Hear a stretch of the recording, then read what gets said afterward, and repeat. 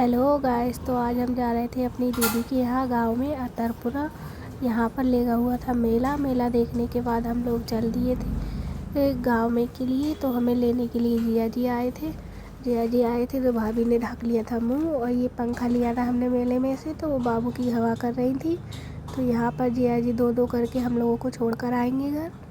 गांव के लोग अच्छे लगते हैं। गांव में लोग कहीं भी बैठ जाते हैं, कोई ये नहीं सोचता है कि कौन लोग क्या कहेंगे।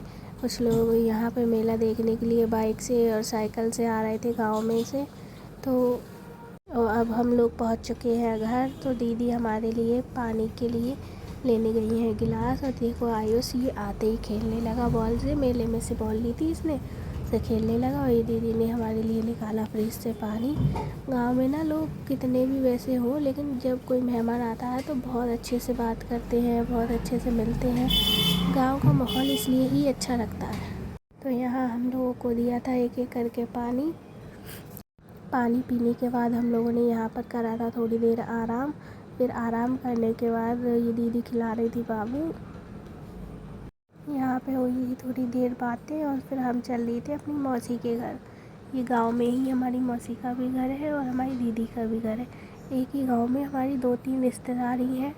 तो फिर हम लोगों ने बोला कि अब हम थोड़ी देर वहाँ भी घुमाते हैं। तो हम लोग वहीं से पैदल चल दिए थे। और ये रही गलियाँ। देखो गांव में लोग अपने घर के आगे भैंसों को बांध देते हैं छप्पर डालकर, और गली में ही देखो लकड़ी कैसे पड़ी हुई है। पेड़ कटवा कटवा कर उन्होंने घर के आगे डलवा रखे हैं। ये पतली पतली गलियां हैं गांव में। यहाँ पर हमारे एक रिश्तेदार रहते हैं, तो दीदी बता रही थी ये उनका घर है। तो ये हमें दिखा रही थी कि ये वाला है उनका घर। और इस घर के सामने से ही जो गली गई है ये रोड, यहाँ से हम लोग जाएंगे मौसी के घर की तरफ। तो यहाँ इसका सैंडल खुल गया था, वो बंद करने लगा था। फिर यहाँ से ये सामने से 2 बच्चे आ रहे थे। गांव में लोग अभी भी संटास के लिए फील्ड में ही जाते हैं। तो ये बच्चे जा रहे थे खेतों की तरफ बोतल लेकर। हमने इनसे पूछा तो हंसने लगे थे। तो हम पतली पतली गलियों से होकर चल दिए हैं मौसी के घर की तरफ। ये देखो कैसी गलियां हैं, रोड यहाँ पर बने हुए नहीं है। तो यहाँ पे दीदी को दिखे थे इयररिंग्स पड़े हुए, कोई मेले से लेकर आया होगा, गिर गए होंगे उसके। तो उन्होंने बोला था उठा लो, न्यू है।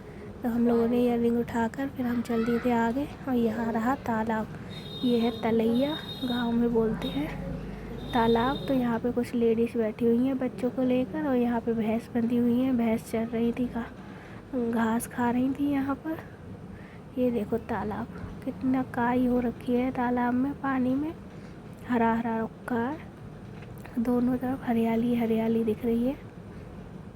इस तालाब से थोड़ा ही आगे हमारी मौसी का घर है। तो हम लोग पहुंच ही चुके हैं। तो ये देखो आपको सामने से आती हुई आंटी दिख रही होंगी। तो गांव में लोग अभी भी सर पे रख के ही भैंसों का चारा लेकर आते हैं। और ये लोगों देखो कितनी हंसी आ रही है देख देख कर। देखो आंटी कितना सारा बोझा लेके जा रही थी। और ये देखो ये मंदिर है।